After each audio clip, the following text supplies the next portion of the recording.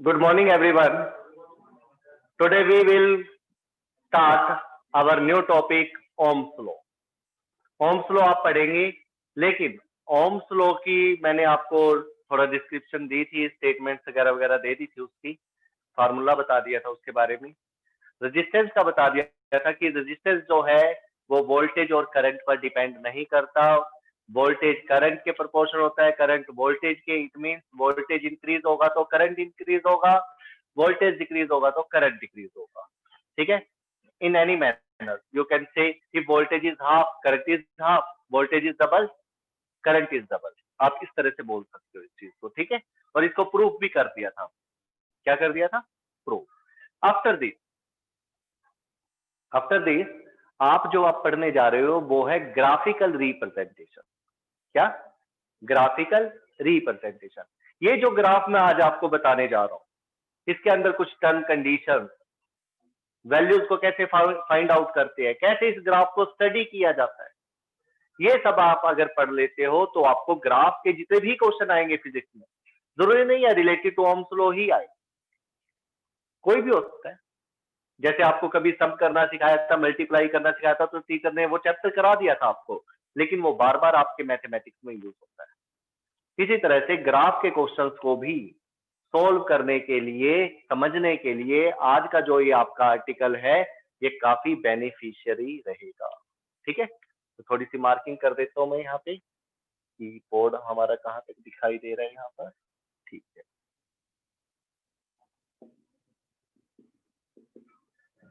तो सबसे पहले graphical representation of Ohm's law. Ohm's law की ग्राफिकल रिप्रेजेंटेशन, या फिर यू कैन से वीआई ग्राफ।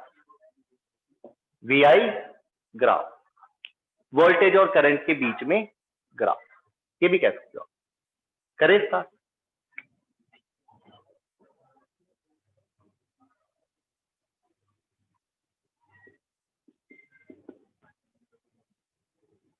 तो सबसे पहले आप एक ग्राफ बनाएंगे, ये वोल्टेज के लिए ले लो, ये करंट के लिए। सबसे इजी ग्राफ बनाएंगे सबसे पहले। वोल्टेज करंट ग्राफ में जो ओम्स लॉ ने कहा था, बाय ओम्स लॉ, ये दोनों डायरेक्टली प्रोपोर्शनल होते हैं। V directly proportional to I, और you can say I directly proportional to V। तो जब भी कोई दो क्वांटिटी आपस में डायरेक्टली प्रोपोर्शनल होती है तो उनका जो ग्राफ आता है वो आता है straight inclined line. Straight inclined line. अब ये स्ट्रेट इंक्लाइंड लाइन कैसे हो सकती है? स्ट्रेट इंक्लाइंड लाइन कैसे हो सकती है?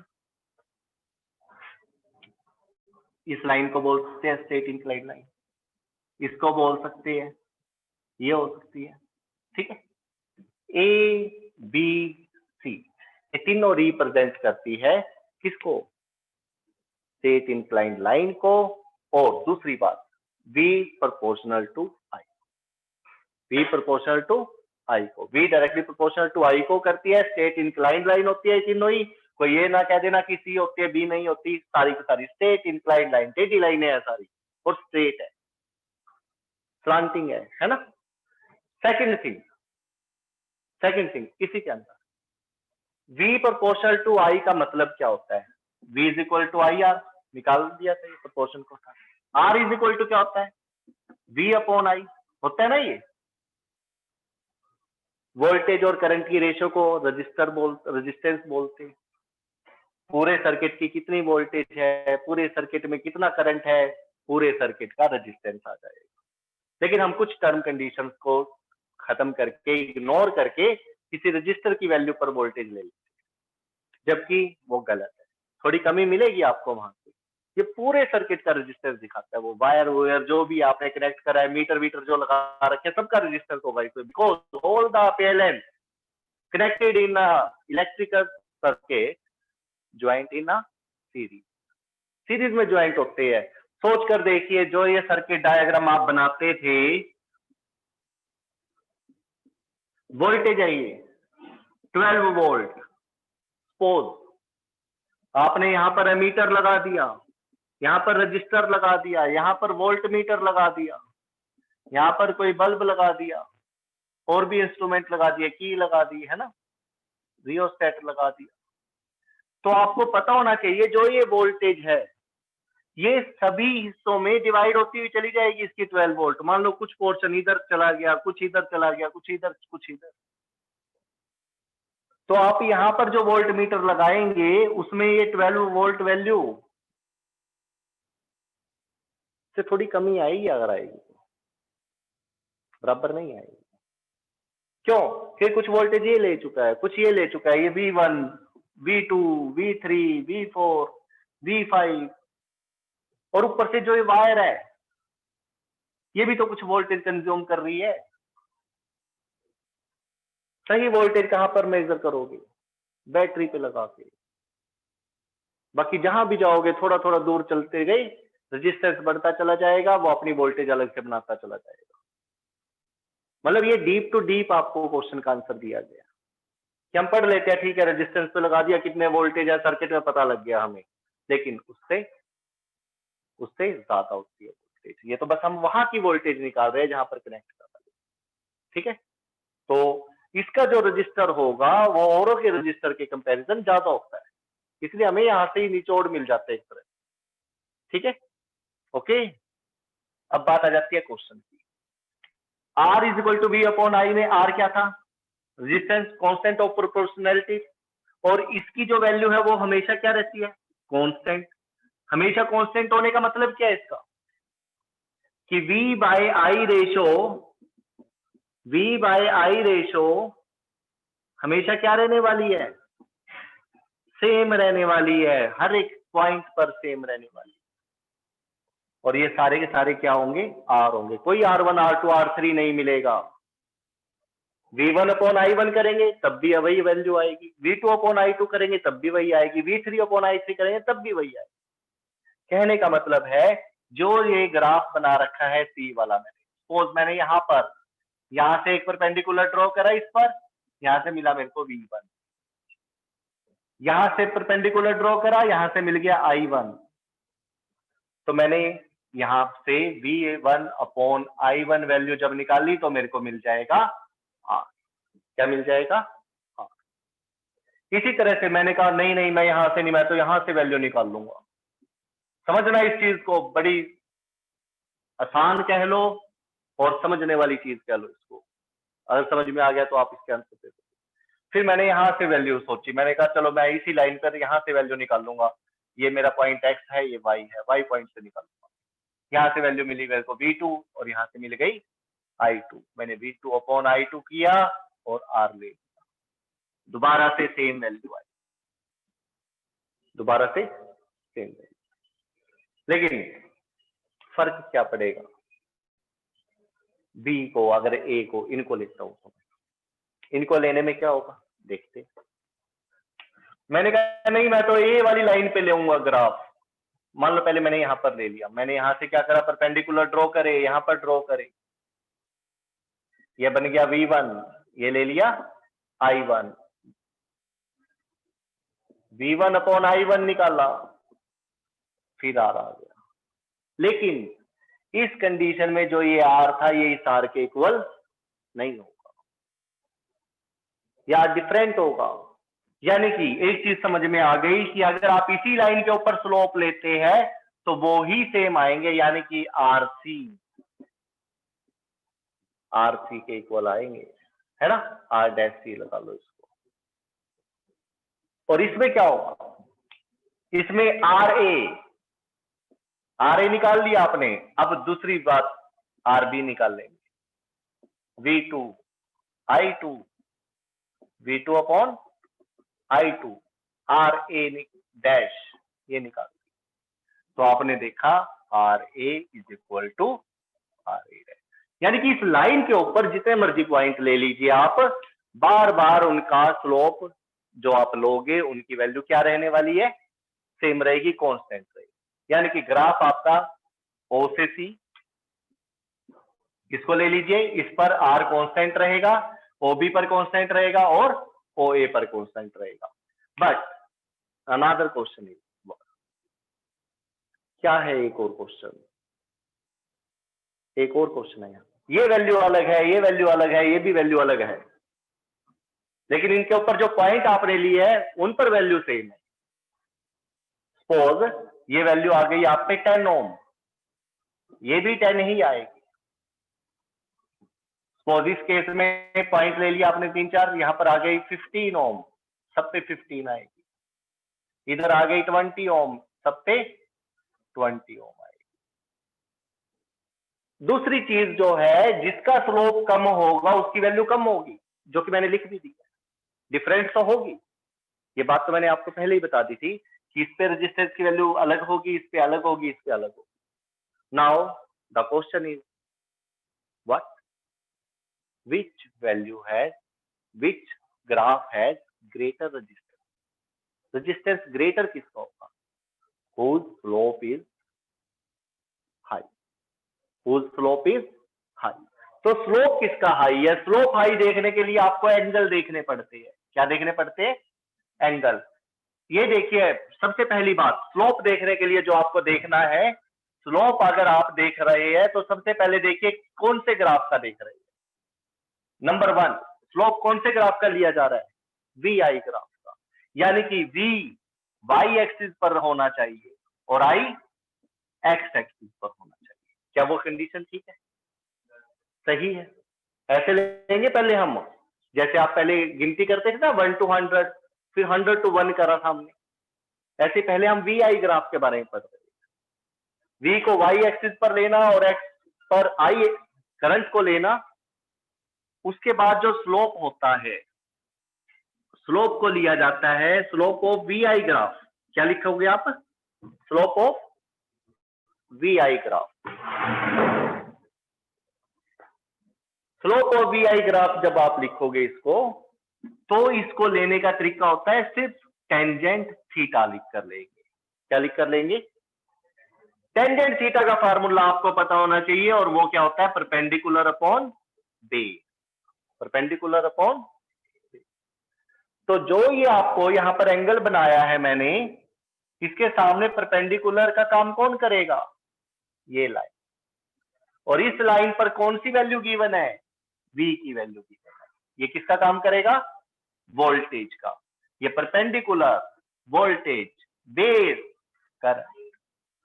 तो आपका फर्ज बनता है, टेंजेंट थीटा ने बताया कि इस ग्राफ के अंदर, वी आई ग्राफ के अंदर V परपेंडिकुलर है और I बेस। V परपेंडिकुलर है और I base. V upon I आपको मिलते ही आपने कहा ये टेंजेंट थीटा कोई है, ये तो रेजिस्टेंस होता है। ये ओम्स लॉ ने बताया। टेंजेंट थीटा लिया था स्लोप, लेकिन वही क्या मिला, रेजिस्टेंस। तो यहां से आपका एक क्वेश्चन बन जाता है कि slope of V I graph represent which quantity, तो आप बोलेंगे रेजिस्टेंस। इसको रेजिस्टेंस को बताता है slope of V I graph. ठीक है, कैसे बताता है, यू कैन प्रूव दिस, आप प्रूव कर। दूसरी बात, इसी के ऊपर आप जितने मर्जी ले लीजिए, ये सबकी वैल्यू सेम आएगी। अब बात आ जाती है, ये एंगल कितना था, पोज 30 डिग्री। कितना बेटा, 30 डिग्री। दूसरा बनाता हूं मैं डायग्राम, क्योंकि ये चीजें तो आपको समझ में आ गई है। अब इसमें दूसरा डायग्राम बनाकर क्वेश्चन सोल्व कर देंगे फिर साथ के साथ।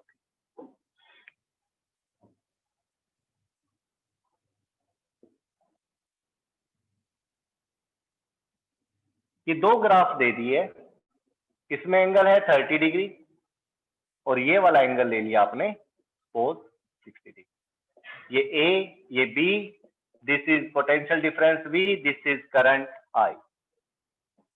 ठीक है बेटा, सबसे पहली बात, OA और OB में से वैल्यू किसकी ज्यादा होगी, रेजिस्टेंस की वैल्यू किसकी ज्यादा होगी, OB की। क्यों, क्योंकि उसका स्लोप ज्यादा है। क्वेश्चन इज दिस, क्वेश्चन है एक, क्वेश्चन है कि दोनों में से वैल्यू तो B की ज्यादा होगी, A की कम होगी। मान गए ये बात किसकी कितनी ज्यादा होगी या कितनी कम होगी, वैल्यू का मतलब वैल्यू नहीं है रेजिस्टेंस की हमारे पास, बट कंपैरिजन करा जा सकता है। क्या करा जा सकता है? जैसे जैसे मैं आपको बताता हूं, एक आदमी अमीर है, दूसरा आदमी भी अमीर है, उसके बाद भी आप कंपैरिजन कैसे करते हो? उसके पैसे तो नहीं होते आपके पास, फिगर तो नहीं होती, फिर भी आप पता क्या कहते हो अपनी बातचीत में? नहीं यार वो ज्यादा अमीर है, वो थोड़ा कम है, थोड़ा कम ज्यादा कम कह के कहते हो। फिर तीसरा पूछता है कितना होगा, यार वो तो उससे ट्रिपल है। अंदाजा ही है ना, वो 3 गुना ज्यादा। ना आपको उसकी मनी का पता है टोटल कितनी है, ना उसकी। अगर पता हो तो आप डायरेक्ट निकाल दोगे। मान लो उस पे 3000 करोड़ रुपए है, उस पे 1000 रुपए करोड़ है ना, 1000 करोड़ रुपए, तो हो गया कंपैरिजन 3 गुना। लेकिन आपने सिर्फ अंदाजा लगा दिया कंपैरिजन, जिसमें आपको वैल्यू नहीं दी गई है, सिर्फ आपने कंपैरिजन कर दिया। ठीक है, यहां पर भी क्या करेंगे कंपैरिजन। कैसे? इसको ले लीजिए आप θ1, इसको ले लीजिए θ2। ओके, स्लोप स्लोप लेंगे आप VI ग्राफ का फॉर OA, फॉर OA के लिए। कैसे? OA के लिए देखिए, ये बन गई राइट एंगल ट्रायंगल, है ना। स्लोप कैसे लेते हैं? Tangent θ1 is equal to perpendicular upon base क्या होगा? ON। And you know very well AN किसको रिप्रेजेंट करता है? V को कर रहे हैं यहां पर, और ON I को, V अपॉन I ऐसे लिखते हो। लेकिन आपको पता है ये V अपॉन I क्या होगा? R भी कौन था? A वाले का, तो RA। ठीक है, इसी तरह से सिमिलरली OB के लिए लीजिए। OB के लिए क्या होगा?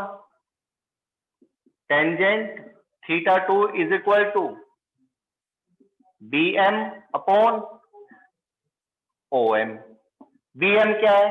ये भी V को रिप्रेजेंट करेगा और ये भी I को। V डैश ले लो इसको, क्योंकि दोनों का हम सेम बोल ही नहीं सकते। साफ दिख रहा है, ये कम है ये ज्यादा है ना, बोल नहीं सकते ना।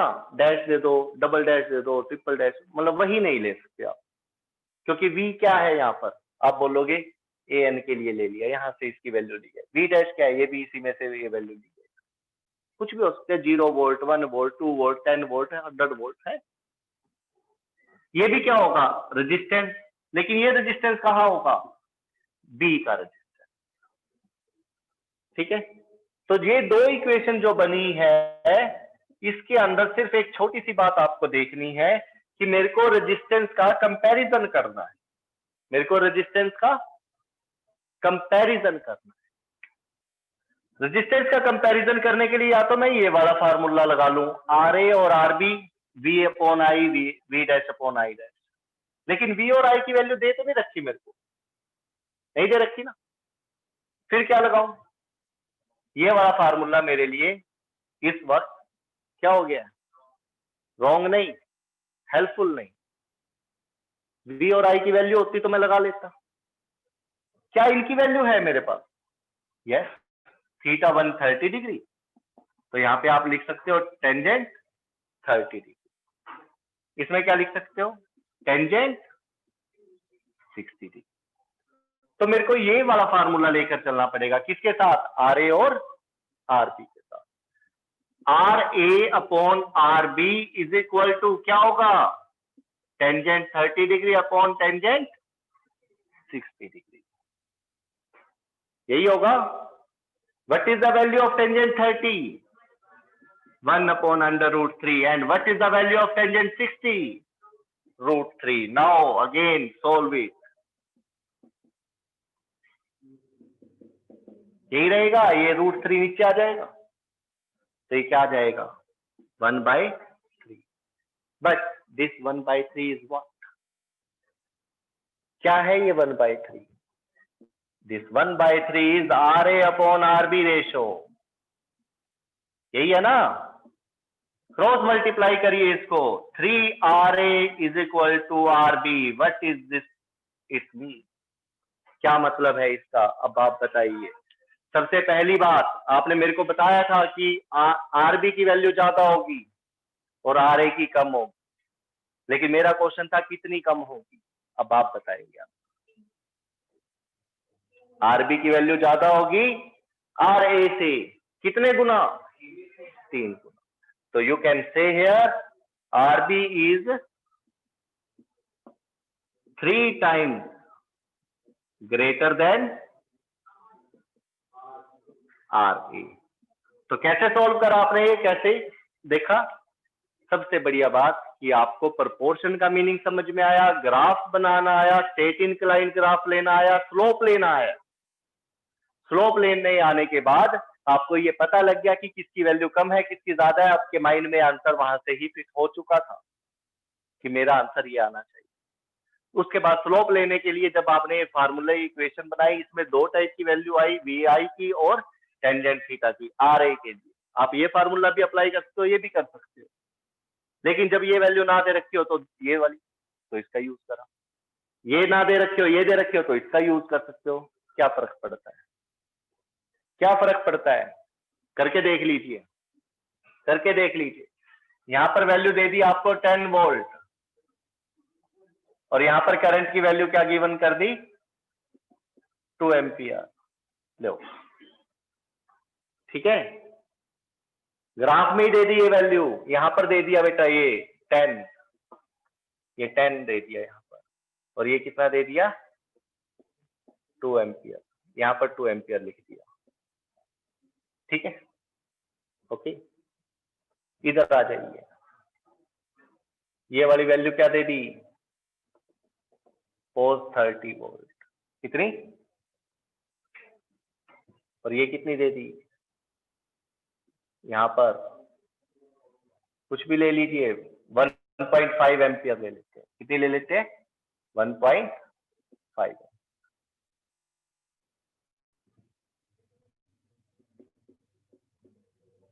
ठीक है, ले लीजिए, कोई भी वैल्यू ले लो, क्या फर्क पड़ता है, इससे कम लेनी पड़ेगी, ये साफ दिख रहा है। प्रत्यक्ष को प्रमाण की आवश्यकता नहीं होती, नहीं होती ना, ये ज्यादा है ये कम है, तो 2 एम्पियर से ज्यादा तो मैं लिख नहीं सकता इसको। ऊपर देखिए 10 वोल्ट है, ये ज्यादा दिख रहा है, ज्यादा ही लूंगा, 30 ले लो, 20 ले लो, मर्जी आपकी है। 20 लेनी है या 30 लेके करें, चलो यहां पर कर देते हैं।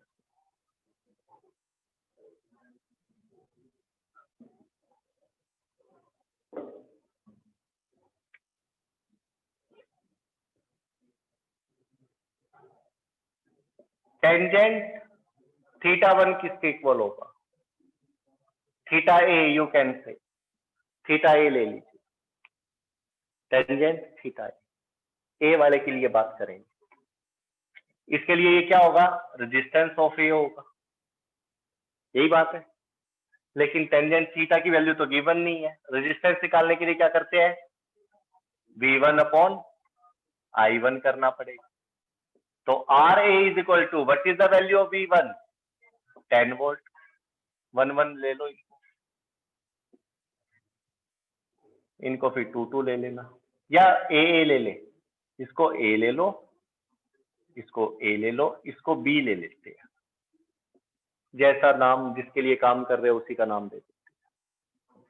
VA upon I, 10 volt upon 2 ampere, कितना आएगा आंसर, 5 ओम, 5 ओम। RB की वैल्यू क्या होगी, VB अपॉन IB, कितना होगा, 30 वोल्ट अपॉन 1.5 एम्पियर। सॉल्व करिए, RB is equal to 30 upon 1.5 को 3/2 लिखते हैं, कितना आ जाएगा, 20 20।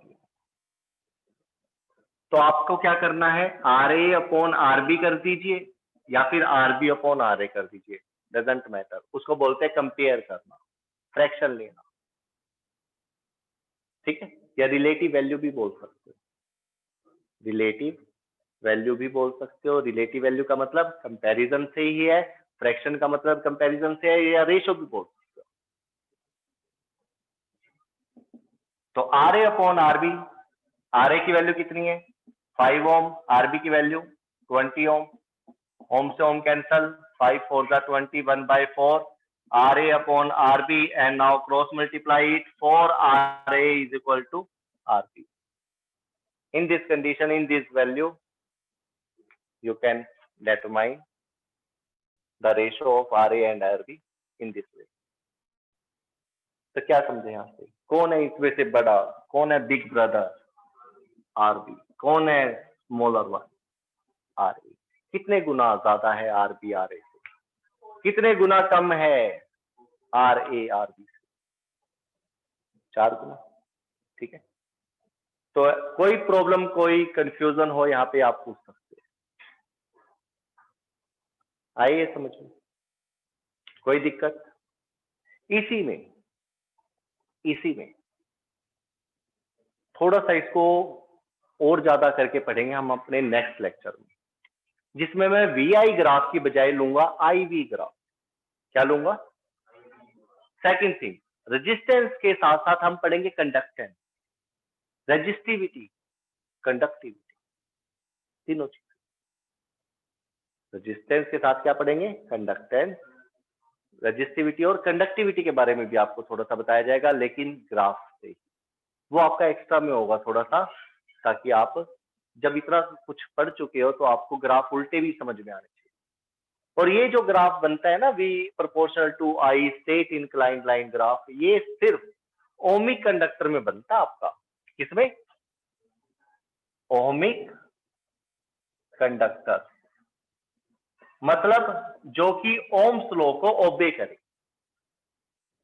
ओम्स लॉ जो ओबे था वो V प्रोपोर्शनल टू I जरूर था, लेकिन अंडर कांस्टेंट टेम्परेचर था, अंडर कांस्टेंट टेम्परेचर। मतलब जब आप वोल्टेज और करंट को बढ़ाएंगे तो तार का जो टेम्परेचर है वो सेम रहना चाहिए।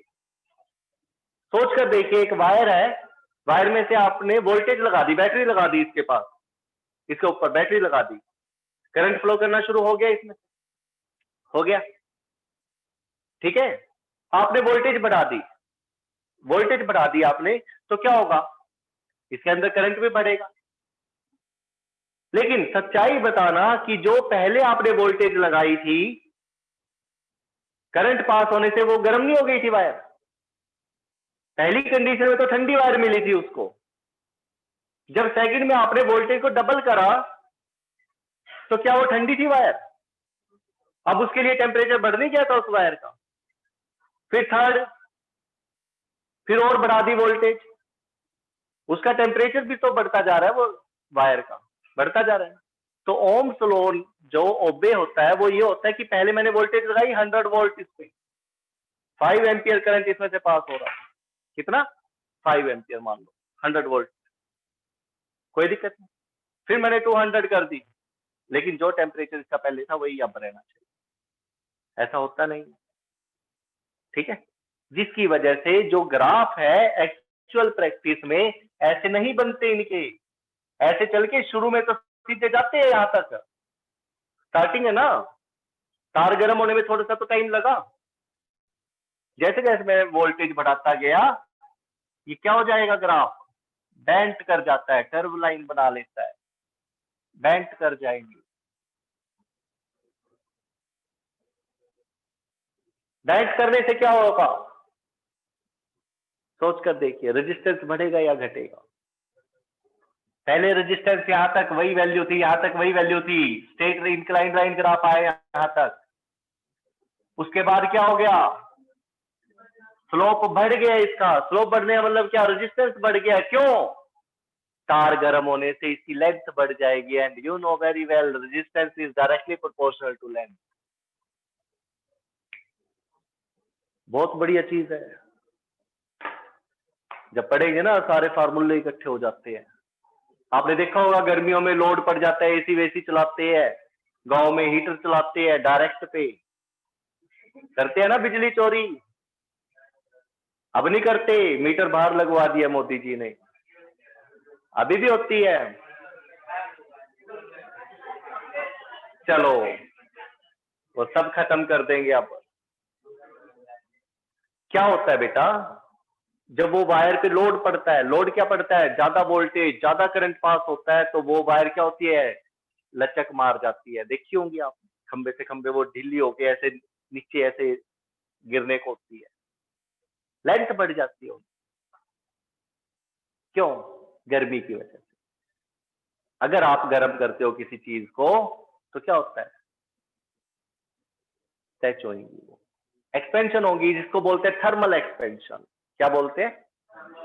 कोई भी चीज हो अगर आप उसको गर्म करोगे तो वो एक्सपेंड होगी,